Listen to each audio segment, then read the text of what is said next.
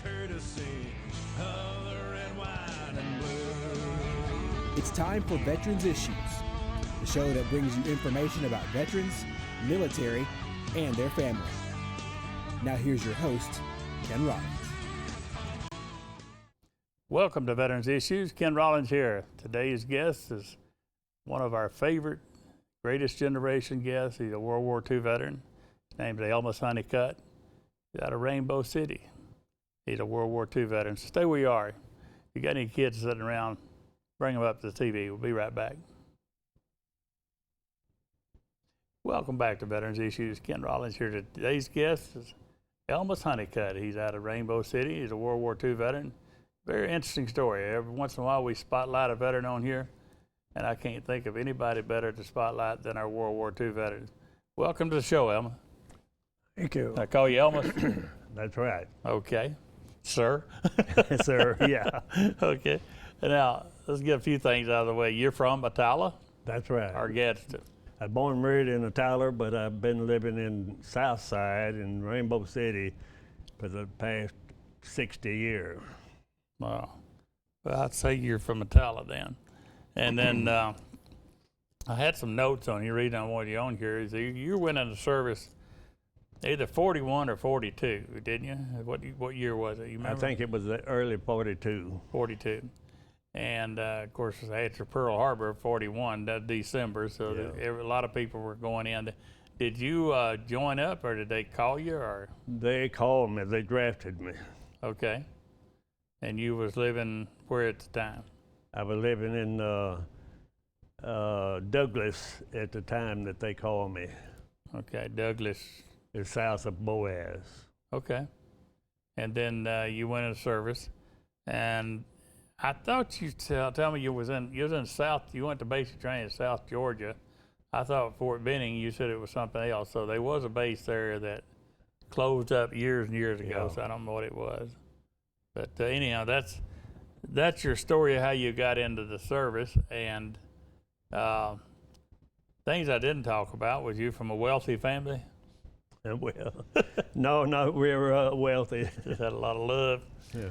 Okay, and then I'm gonna take you some places, so because I had some notes. If I remember our conversation, after basic training, you went straight off to North Africa. Is that right? That's right. How'd you go? Train or Well, we rode a ship across to North Africa, Casablanca, North Africa, and from there we rode a train going all the way across North Africa. I always get when people say they was in Casablanca, I think of the movie Casablanca and Humphrey Bogart and all those people, those actors back then made it look so pleasing type area. But you wasn't going over there for an adventure. I think you were going to call of duty, so to speak. Because I was drafted. Yeah, and then how did you get? You left out there with a train? Is that what you told me?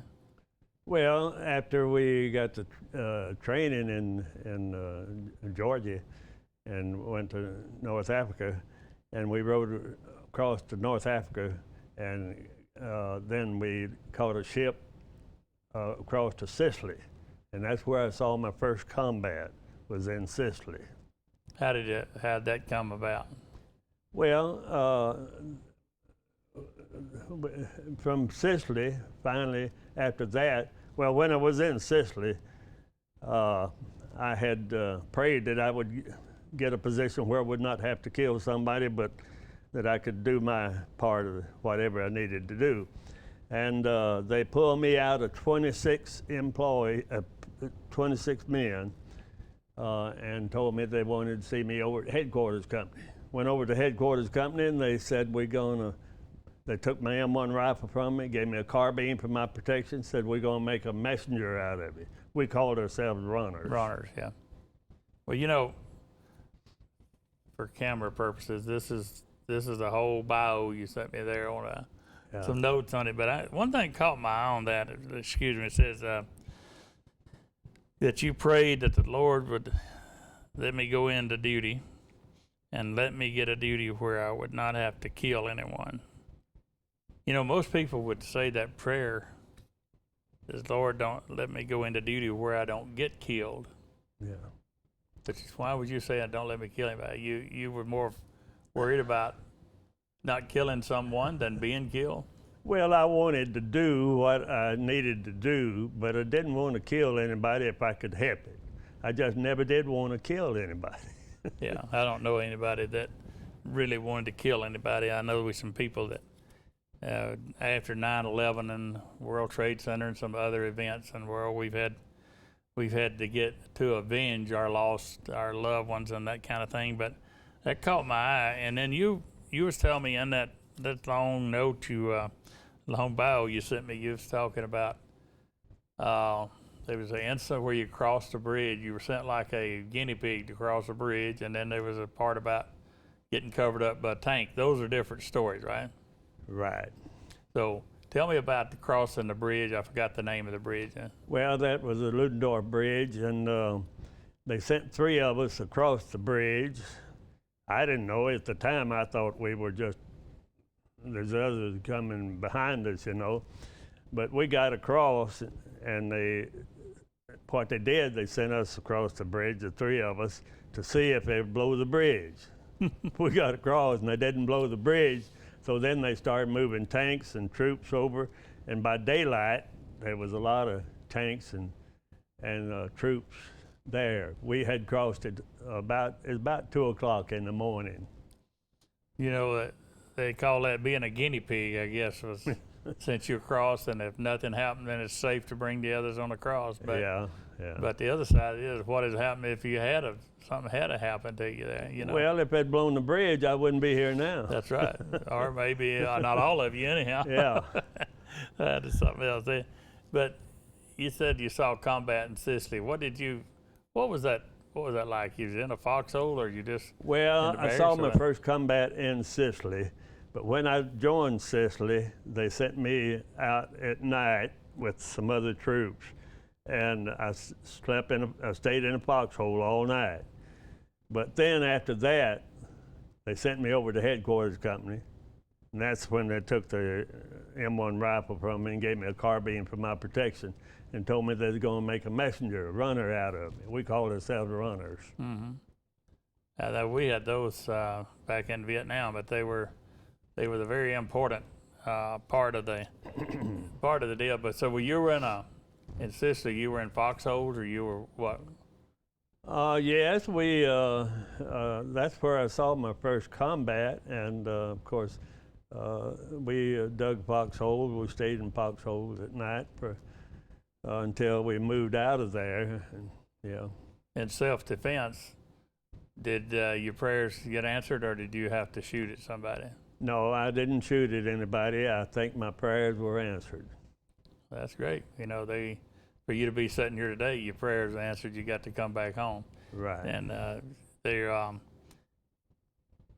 is that the only combat you was facing there in Sicily?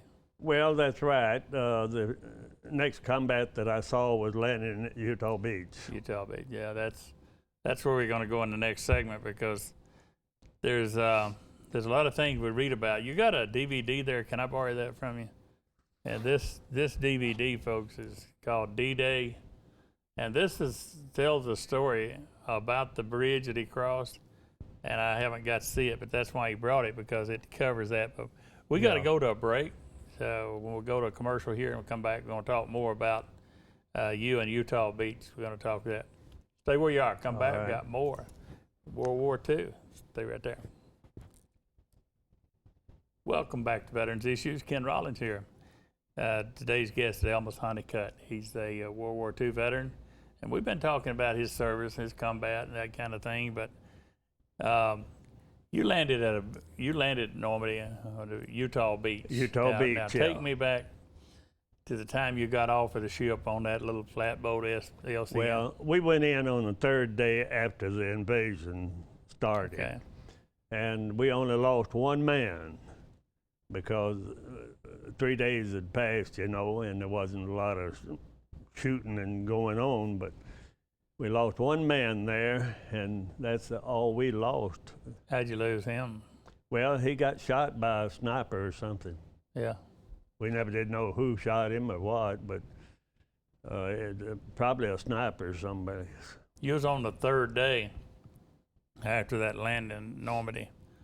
Were there still a lot of the bodies on the beach and stuff when you guys got there? Oh, at Omaha Beach, they were all out in the ocean.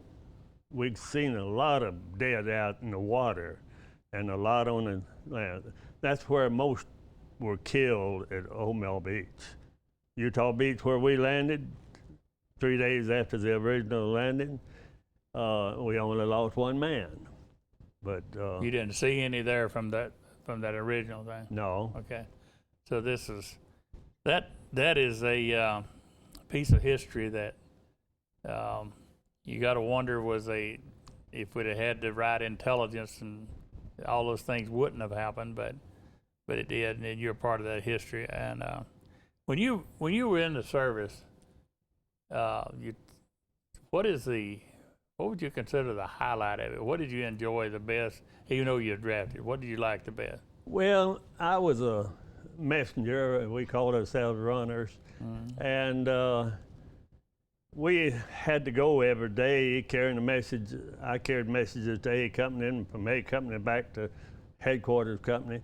And the snipers in the tree wouldn't shoot at me because they was afraid there's a group behind me. Yeah. And after I get about the length of a football field, he would start shooting at me. Is that your most joyous time that they missed you, or was it? Right. I don't know how I lived through it, but Yeah. but I never Well, was. we did talk about, and folks don't realize, it was really, really cold. I mean, the snows and the frost yeah. bites, and you told me something about your feet even got the brown Yeah. spots on them like you were going to frostbite.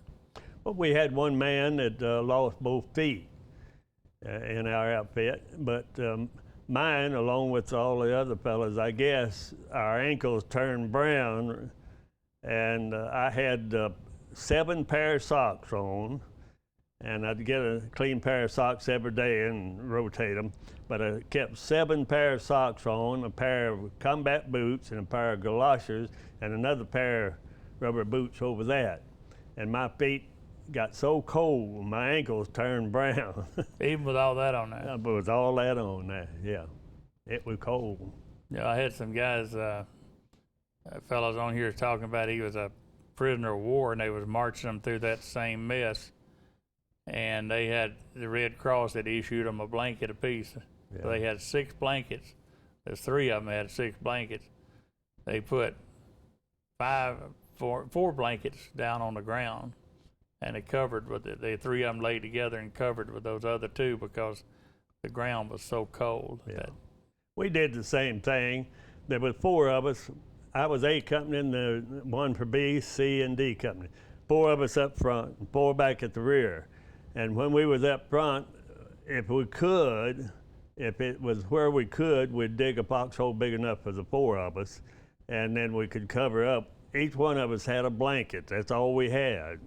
And we could cover up with those blankets, and it wasn't too bad, Yeah. Well, as a runner, it's kind of like in Vietnam, we had a point man and all that stuff, Yeah. and the enemy was not so interested in the point man or the runner. Yeah. They wanted what came behind, that the big meat was back there somewhere. So something like you had it made some way, Yeah. except for a lot of times your point man would step on the grenades. I mean the landmine stuff up in front of them. So when did you get out of the service? What year? After the war ended, And that was after World War II ended, okay. I had enough points to get out, but there was a group that had more points than I did, and they got out first, and I got out with the second group after World War II ended. Yeah, what'd you do then? Went home. At the hotel? Yeah.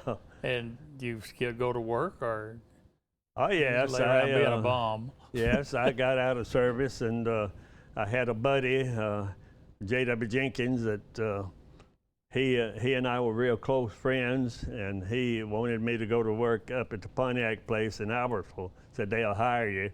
So he came back the third time, and he told us, he said, now we're going to stay with you until you do go. So I Yeah. told my wife, pack the suitcase, we're going to Albertville. So moved up to Albertville, lived with them for till I could get a house built there in Albertville. And after I got the house built, well, we moved into a new house, and that's where I stayed for quite a while. They, you said you had a wife. I understand your wife has passed on. Yeah, she died back 5 years ago. Yeah. Do you have any children? Oh yes, I've got a son. His name is Elmus Honeycutt Jr., and then I've got a daughter in Orlando, Florida, and she like 1 month to the day being 2 years old first time I saw her. Does your son have a wife? Yeah, oh yeah, this is his wife right over there. Does she have a name? Her, Yeah. Diane. Okay. Diane How would Honeycutt. you say the name? That's all. You got any grandkids? Her. Do you have any grandkids? Grandkids, yes, I have a bunch of grandkids. I don't know how many I do have. They go call you by Papa or Grandpa? Oh yeah, they call me Papa. That's the joy of life, is to have It those is, offspring. yeah. And You did they- love all the children. Did they know that you was in World War II? Oh yeah, yeah. They do. Yeah. Well, I hope they do, and I hope they appreciate the fact that you did. You know, we got a different military now than we used to have back in our day. You know, Oh, I yeah. came behind you. I was in the '60s. You was in the '40s. Yeah. And they got a different military now than we used to have. Now, there's the one thing is, how old are you now? I'm 90-year old. I'll be 91 in June. Holy moly! And you still drive. Still drive. I can do just about anything. Watch it. Some of them didn't think I could run, but I showed them I could run. Lord have mercy. That's so great. Well, when they talk about Elmus Honeycutt, we all going to go away. What would you like them to remember you by? Well, remember me by Elmus Honeycutt. That's what most people knows me as. I mean, what do they want them to say about you? He's a good guy, bad guy? A good guy. There you go. That's what I'm saying. But if they just said up there talking about me, or they're talking about you, what do you Yeah. want them to say? He was a good guy. He helped a lot of people, or he was, that's what I was. Well, I'd rather be called a good guy than anything else. Well, we all have. And I try to treat people like I would want them to treat me. Well, I think you're a good guy. I appreciate you coming up here and doing this show today. And I've served my time on the backs of you guys that Yeah. went before us. And I really do appreciate your service to this country.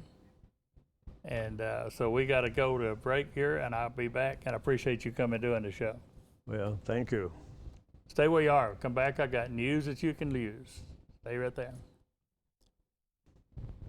Welcome back to Veterans Issues. Appreciate Elmus Honeycutt coming and doing the show today. Very interesting.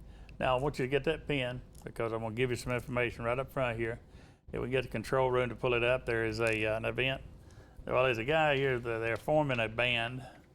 It's a Calhoun County Community Band, and they need. There's the phone number right here. See that number? Let's see. Now I want to do it over here. The number to call is 256-473-3603. Norbert Bergstresser, and Norbert needs some. They said all instruments. It's I forgot what kind of band they call it. It's a community band. It sounds like Philharmonic, but if you're interested in that, give him a call or give me a call, and we'll hook you up with him. Now, I want to start by saying a big thank you to WWII TV 24. Been doing this show a lot of years, and I want to thank them for allowing me to do this show, because out of the counties in Alabama, 67 counties, to our knowledge, this is the only show that is dedicated to veterans only. So thanks to WWII TV 24 for that. And if you want to be, on that band, it's a symphonic band, whatever that is. Symphonic band. Well, I love that word. Anyhow, another thing we're doing on WAC TV 24 is on demand. No, wait a minute. The WAC TV 24, go to on demand and you can pull up this show. If there's someone out there that doesn't have Veterans Issues on the cable or their satellite, whatever, you can get it by going to the website, WAC TV 24. And I was going to talk about Veterans Moments is what I was getting at. We have Veterans Moments that come on here each week, and we'll be adding some more here in the upcoming weeks.